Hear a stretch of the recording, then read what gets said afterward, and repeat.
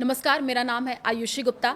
साल 2026 का पहला सूर्य ग्रहण 17 फरवरी को लगने जा रहा है और इस दौरान क्या करना चाहिए, कितने बजे ये लगेगा, क्या सावधानियां बरतनी चाहिए, इसी पर आज हम बातचीत करने जा रहे हैं। हमारे साथ है ज्योतिषाचार्य प्रतीक भट्ट जी। आपका बहुत बहुत स्वागत है। बहुत धन्यवाद आप सबका। तो जैसा कि आपने बता ही दिया, 17 फरवरी को अमावस्या, फागुन मास की अमावस्या तिथि को शाम के 5:26 से करीब 7:57 तक ये सूर्य ग्रहण लगने जा रहा है भारतीय समय अनुसार। अब यहाँ गौर फरमाने वाली बात ये है कि ये भारत में दृश्य नहीं होगा। तो अब भारत में दृश्य नहीं है तो भारत पे इम्पैक्ट भी नहीं होगा। इसलिए आयुषी जी, सूतक के कोई भी नियम नहीं फॉलो होंगे। आप पूजा पाठ कर सकते हैं, अब घर के बाहर जा सकते हैं, अब सब कार्य कर सकते हैं। अब ये लग कहाँ रहा है? ये दक्षिण अफ्रीका, दक्षिण अमेरिका और उसी पार्ट में दृश्य होगा। तो वहां पे जो इंडियन है, क्योंकि न्यूज़ 18 तो पूरा इंडिया वर्ल्ड देखता है, बिल्कुल बिल्कुल। तो निश्चित तौर पर वहां पर जो इंडियन है या आपके सगे संबंधी हैं, तो उनको जरूर सूचित कर देना चाहिए। वहां इसका इम्पैक्ट गहरा होगा। और देखिए, अमावस्या के दिन ही ग्रहण लगता है। और कब लगता है? जब राहु केतु साथ आ जाते हैं। तो कुंभ राशि में ये ग्रहण लग रहा है जहां राहु साथ में है। तो निश्चित तौर पर कुंभ राशि पे भारी इम्पैक्ट रहेगा। उसके सामने केतु होंगे, केतु सिंह राशि में। तो सबसे ज्यादा इम्पैक्टफुल अगर आप मुझसे पूछें तो कुंभ राशि वालों को सावधान रहना है। ठीक है, यहाँ इंडिया में नहीं दिख रहा है, लेकिन सूर्य तो एक ही है ना संसार में। वही लोगों का प्रकाश तो एक भी ही है कि भाई इंडिया में नहीं लग रहा है तो फिर क्या सावधानियां बरते, कुछ नहीं करना चाहिए, ऐसा लोगों की जो धारणा है। मैं जहां तक समझ पा रही हूँ ऐसा लोग कह रहे हैं। पिता एक है, हाँ, सूर्य एक है। क्या वो पार्शियलिटी करता है कि बिहार में कम रोशनी देंगे और दिल्ली में ज्यादा? बिल्कुल। तो जो ग्रहण है ना, ग्रहण ग्रह को लग रहा है। जब वो दृश्य हो जाता है तो जो धर्म के कर्मकांड के कार्य होते हैं आयुषी जी, वो भी फॉलो करने पड़ते हैं। जैसे मंदिर के कपाट बंद हो जाते हैं, आप कोई पूजा पाठ नहीं कर सकते हैं, खाने में कुछ परहेज होता है, वो सब नहीं होंगे। लेकिन एक चीज समझिए, सूर्य एक है और उसको राहु ग्रसित कर रहा है। कहते हैं जब सूर्य राहु एक साथ या सूर्य केतु एक साथ, चंद्र राहु एक साथ, चंद्र केतु एक साथ, तब चंद्र ग्रहण। और जब सूर्य के साथ राहु केतु तो सूर्य ग्रहण। तो वो प्लैनेट आज भी इंपैक्ट हो ही रहा है। तो उसके इंपैक्ट होने की वजह से ग्रहण का असर तो आएगा, देश दुनिया पे आएगा। कुंभ राशि पे हो रहा है। कुंभ राशि कालपुरुष की 11वें भाव की राशि, जहां से लाभ स्थान देखा जाता है, और वो शनि की राशि है, काम तत्व की राशि, एयर की राशि। तो निश्चित तौर पर एयर से संबंधित दुर्घटनाएं, जिसका मैं पहले भी कह चुका हूं कि जनवरी में हमने बानगी देखी, ये भविष्यवाणी मेरी सही हुई, जो मैंने कहा था महाराष्ट्र में ऐसा कुछ हो सकता है। तो फिर वही 17 फरवरी से 7 मार्च तक फिर इस तरह की दुर्घटनाएं हो सकती हैं। तो लोगों को सचेत रहना पड़ेगा। आप पूजा पाठ कर सकते हैं, सूतक के कोई नियम नहीं है, तो निश्चिंत रहें इस लिहाज से। क्योंकि ग्रहण वाले दिन ये कहा जा रहा है कि हनुमान जी का पाठ जरूर करना चाहिए, तो ये भी जरा बताइएगा कौन से भगवान की पूजा करनी चाहिए, क्या सावधानियां बरतनी चाहिए? हनुमान जी का पाठ तो रोज करना चाहिए। पूजा उस ग्रहण के दिन क्यों?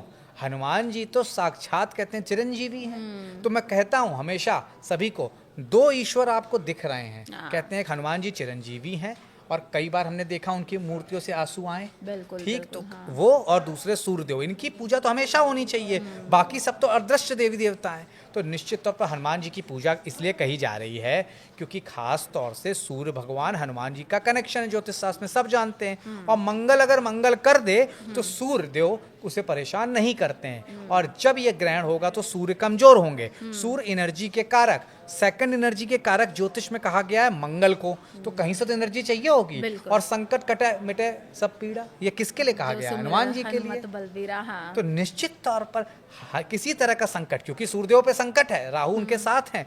सूर्य मतलब पिता, आपका पद, आपकी प्रतिष्ठा, आपकी राजनीति, आपका ऑफिस, आपका गौरव, ये सब इम्पैक्ट हो रहे हैं। तो इसलिए हनुमान जी तो संकट से छुड़ाएंगे। इसलिए निश्चित तौर पर हनुमान जी की पूजा का ये लोग बोल रहे हैं। उस दिन हनुमान जी की पूजा के साथ साथ आदित्य हृदय स्तोत्र का पाठ, राम रक्षा स्तोत्र का पाठ, ओम नमः शिवाय का पाठ और ओम घृणी सूर्य नमः का पाठ, ये सारी चीजें आप आयुषी जी बिना सोचे समझे कर सकते हैं। क्योंकि सूतक के नियम नहीं है। मंदिर जाके भी कर सकते हैं, घर में भी कर सकते हैं, मानसिक जाप भी कर सकते हैं। क्योंकि प्रतीक जी, ऐसा भी कहा जा रहा है कि 40 साल बाद ऐसा कोई योग बन रहा है आखिरी बार 1962, इसको लेकर के भी जरा क्लियर कीजिएगा। देखिए, कह रहे हैं 40 साल बाद ये योग बन रहा है, जब शतभिषा नक्षत्र में केतु होंगे और इस तरह के जो नक्षत्रों की गणना है उस हिसाब से बड़ा शुभ योग है। निश्चित तौर पर आप कह सकते हैं कि खास तौर से ये योग 40 साल बाद 1962 में बना था और कहते हैं लोगों को पद प्रतिष्ठा में बड़ा फायदा हुआ था। तो मैं कह सकता हूँ सिंह और कुंभ वाले सचेत रहें, पूजा करें। जैसा कि मेरी पंचलाइन है जो कि हिंदुस्तान भर में फेमस है, सावधान रहें, डरना मना है, सावधान रहना है। ये काम करेंगे सिंह और कुंभ वाले 10 राशि वालों के लिए शुभ है। वो अपना मजे कर सकते हैं, उनकी लाइफ बेहतर रहेगी। कुछ नहीं, राम का जाप करें, हनुमान जी का जाप करें और जितना भी हो पाए अपने पिता या पिता तुल्य व्यक्ति, क्योंकि सूर्य हमारे पिता हैं, तो पिता तुल्य व्यक्ति का सम्मान करें, कुछ भेंट उस दिन दे दें, लाभ मिलेगा। बिल्कुल प्रतीक जी, क्योंकि एक और कंफ्यूजन रहता है जो प्रेग्नेंट औरतें होती हैं, बच्चों को लेकर के होता है कि इस दौरान उनको घर से बाहर नहीं निकलना चाहिए, देखना नहीं चाहिए, इसको लेकर के कंफ्यूजन जरा क्लियर कीजिएगा। क्योंकि साल 2025 में जब लगा था तो आपने देखा होगा किस तरीके के भ्रम भी फैलाए गए थे, लोग डरे हुए भी थे। तो उन महिलाओं जो प्रेग्नेंट है उनको क्या सावधानियां बरतनी चाहिए? ये नंबर 1 मतलब ये बेवकूफ़ियाँ फैलाई जाती हैं हिंदुस्तान के अंदर कि आप गोबर लीप लीजिए अपने पेट के ऊपर, आपने सुना होगा ना। ये सिर्फ और सिर्फ बेवकूफ़ियाँ हैं। देखिए होता क्या, साइंटिफिक समझिए। आपको याद होगा बचपन में जब सूर्य ग्रहण दिन में पड़ता था एकदम अंधेरा छा जाता था। अब अंधेरा छा गया, पक्षी वापस लौटने लगते थे। पक्षी कब वापस लौटते हैं? शाम को, संध्या काल में। लेकिन वो दोपहर के 1 बजे वापस लौटने लगते थे क्योंकि उन्हें लगता था सूर्य अस्त होने जा रहे हैं। तो जब पक्षी संसार कंफ्यूज्ड है तो आपके अंदर जो वाटर बैग है, जो उसमें बच्चा है जो कि सूर्य से एनर्जी लेता है, उस एनर्जी में आज हिंड्रेंस आ रहा है तो उस पर भी प्रभाव पड़ेगा। उस समय क्या होगा, सूर्य आपका आत्मबल है, चंद्रमा मन की शक्ति है। जब इन दो को ग्रहण लगेगा तो क्या होगा, आपकी मन की शक्ति छीण हुई, आत्मबल कम हुआ तो लोग क्या कहते हैं, चाकू छुरी मत यूज करिए। पता चला आपने अपने को नुकसान पहुंचा लिया क्योंकि आपके वेवलेंथ उस समय बिगड़े हुए हैं। वही चीज आज भी भारत में 65% सर्पदंश की घटनाएं कहाँ होती हैं? गाँवों में, सांप के काटने से। क्यों? पहले लाइट नहीं होती थी, ये सब पुरानी बातें हैं। लाइट नहीं होती थी, उसमें भी अंधेरा दिन में ही आ गया तो पता चला क्या हुआ, सांप बाहर निकल आए, चीते बाहर निकल आए और अनहोनी हो गई। इसलिए सब बनाई गई थी। लेकिन आज के स्वर्णिम काल में निश्चित तौर पर जहां लाइट से लेकर तमाम चीजें सब फालतू की बातें, ये सब आपको कुछ नहीं करना, सिर्फ सूर्यदेव को प्रसन्न रखना है, पूजा पाठ करनी है। अच्छा, एक और बात, क्योंकि अमूमन हमने देखा जिससे 17 फरवरी को सूर्य ग्रहण शाम 5:26 के लगभग ये लगेगा। तो ये शाम का वक्त होता है, खाना बनाने का टाइम होता है। लोग कहते हैं कि इससे पहले खाना बना लीजिए, इसके बाद खाना जो है फेंक दीजिए। ऐसी भी कुछ भ्रांतियां हैं, इसको क्लियर कीजिएगा। तो आयुषी जी, मुझे नहीं पता मतलब आप कितना, आपको आपके दादी बाबा से आप जुड़ी रही होंगी, लेकिन अगर आपको याद हो, उन्होंने हमेशा क्या कहा, 6 बजे के पहले खाना बन जाना चाहिए संध्या काल। अब ये सब चीजें खत्म हो गई, तो 10 बजे डिनर होता है, वो भी स्विगी से होता है। बिल्कुल बिल्कुल, जोमेटो से होता है। तो इसलिए 6 बजे के पहले का तो रिवाज बहुत पहले से। अब बात आपकी, खाना फेंक देना चाहिए। क्यों? हमारे पास एनर्जी, ऑक्सीजन किससे मिलती है? सूर्य से। चंद्रमा से क्या मिलता है? आपके मूड स्विंग से लेके हाई टाइट तक उसी से डिपेंड है। तो जब उसकी एनर्जी बिगड़ गई तो आपके खाने में कुछ नहीं, बैक्टीरिया पैदा होंगे। इसलिए कहा जाता है उसमें खाना उस समय रखा हो मत खाइए, या फिर उसमें क्या डाल दीजिए, तुलसी दल। क्यों? एंटीऑक्सीडेंट बोला है, किसने बोला है? साइंस ने बोला है। तो एंटीबैक्टीरियल, एंटीऑक्सीडेंट क्या है? तुलसी। जहां आपने वो डाला उस खाने में जनरली चीजें नहीं होंगे। तो ऐसा नहीं खाना खराब हो जाता है, लेकिन अगर 12 घंटे में खाना खराब हो रहा होता है, जिस दिन सूर्य ग्रहण चंद्र ग्रहण होता है, और ये साइंस की रिसर्च कहती है, मैं नहीं कह रहा हूँ, कि ज्योतिष और धर्मशास्त्र नहीं कह रहा है, क्योंकि मैं खुद भी साइंस का बंदा हूँ। तो निश्चित तौर पर ये तब उस दिन जब देखा जाता है 12 घंटे में अगर कोई खाना खराब होना होता है, ग्रहण के दिन वो 4 से 6 घंटे में हो जाता है। इसलिए कहते हैं कि भाई आपने सुबह बना लिया, रात को खा रहे हो, जो कि कल्चर बन चुका है, वो गलत है ग्रहण के दौरान। उसका यही साइंटिफिक रीजन है, इसके अलावा कोई रीजन नहीं है। बिल्कुल, तो आपने बहुत अच्छी तरीके से क्लियर किया है दुर्लभ योग भी, संयोग क्या कुछ खास बनने वाला है। अब राशि के अनुसार जान लेते हैं, क्योंकि आपने कुछ राशियों के लिए भी बताया है जिनको संभल करके खास सावधानियां बरतनी चाहिए। तो एक एक करके बात कर लेते हैं जल्दी जल्दी से। पहले मेष राशि के बारे में बताइएगा, और जो भी राशियां हैं 3 पहले वो बता दीजिए। तो मेष राशि सबसे पहले आपके 11वें भाव में, तो आप ही, जैसा कि जो आयुषी जी कह रही थी ना, 40 साल पहले लगा था, ये आप ही के लिए बड़ा अच्छा है। अच्छा, निश्चित तौर पर आपके लिए बड़ा शुभ रहेगा ये, और आपका पद प्रतिष्ठा बेहतर होगा इस ग्रहण की वजह से। 11वां भाव लाभ स्थान है, लाभ मिलेंगे। वृषभ लग्न, वृषभ राशि वालों, निश्चित तौर पर आपके 10वें भाव में तो अधिकारियों से बना के चलनी होगी, शत्रु हावी रहेंगे, ये आपको ध्यान देना होगा, और आदित्य हृदय स्त्रोत का पाठ करना होगा। मिथुन राशि वालों, आपके नवम भाव में है तो यात्राएं टाल दीजिएगा। एक पखवाड़े तक कहते हैं ग्रहण का असर होता है, एक पखवाड़ा 14 दिन का होता है, शुक्ल पक्ष कृष्ण पक्ष जिसको कहा जाता है। तो एक पखवाड़े तक यात्रा मत करिएगा, खासतौर से हवाई यात्रा, दिक्कत हो सकती है मिथुन लग्न मिथुन राशि वालों को। तो और इसके लिए राम रक्षा स्तोत्र का पाठ करते रहिएगा।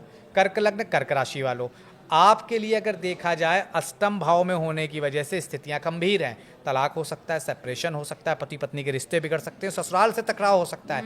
उसको सुधारने के लिए आपको हल्दी का तिलक अगले 14 दिन तक रोज लगाना चाहिए। सिंह लग्न सिंह राशि वालों, आपके सप्तम भाव में है तो विवाह में और व्यापार में दिक्कतें आएंगी। आपका अलगाव तक हो सकता है, मामला कोर्ट कचहरी तक पहुंच सकता है। तो दूसरी पार्टी को, थर्ड पार्टी को अपने रिश्तों से दूर रखिएगा, चाहे वो आपके रिश्तेदार हो चाहे पत्नी के रिश्तेदार हो, नहीं तो दिक्कतें होंगी। गायत्री मंत्र का पाठ करना लाभकारी रहेगा आपके लिए।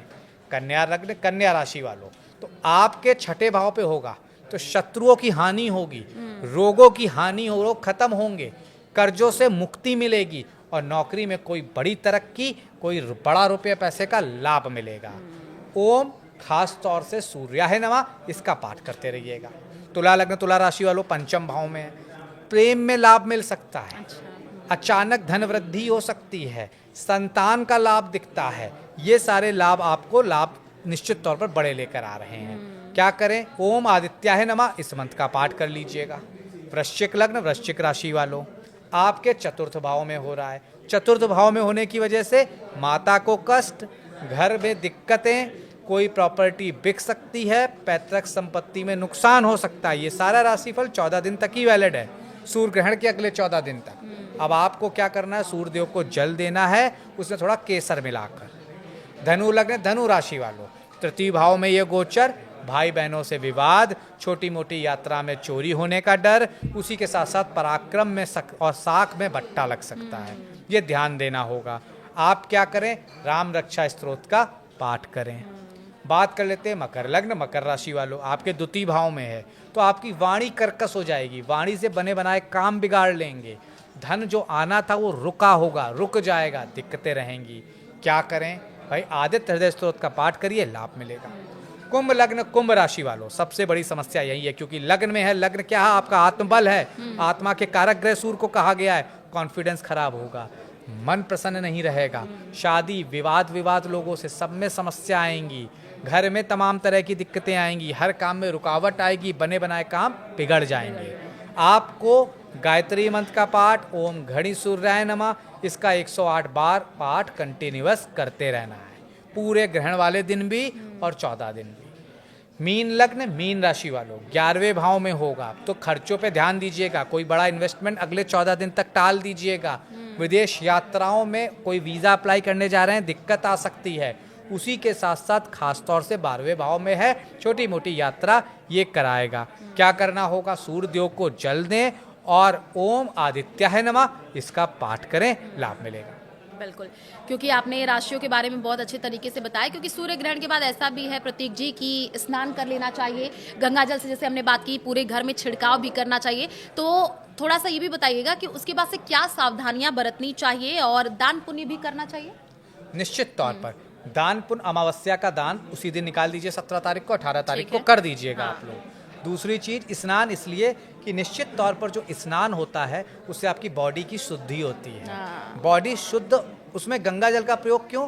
बैक्टीरिया नाशक क्या है? गंगा जल, जिसमें कीड़े नहीं पड़ते हैं, इसलिए गंगा जल का प्रयोग करना लाभकारी होता है। तो चलिए, हमने बात कर लिया है कि किस तरीके से अगर सूर्य ग्रहण लग भी रहा है तो भारत में हालांकि नहीं देखा गया, लेकिन कुछ सावधानियां प्रतीक जी जिन्होंने बताया भी है कि किस तरीके से आप बरतिए और पूजा पाठ भी आप कीजिए, तो बहुत सारे जो है आपको इसके लाभ भी मिलेंगे। और हाँ, कुछ सावधानियां बरतने की खास जरूरत है, हमने इसको साइंटिफिक तरीके से भी जोड़ा है, तो उस बातों पर भी आप खास ख्याल रखिएगा। चलिए, हमारे इस खास पॉडकास्ट में बस इतना ही, हमें दीजिए इजाजत, नमस्कार।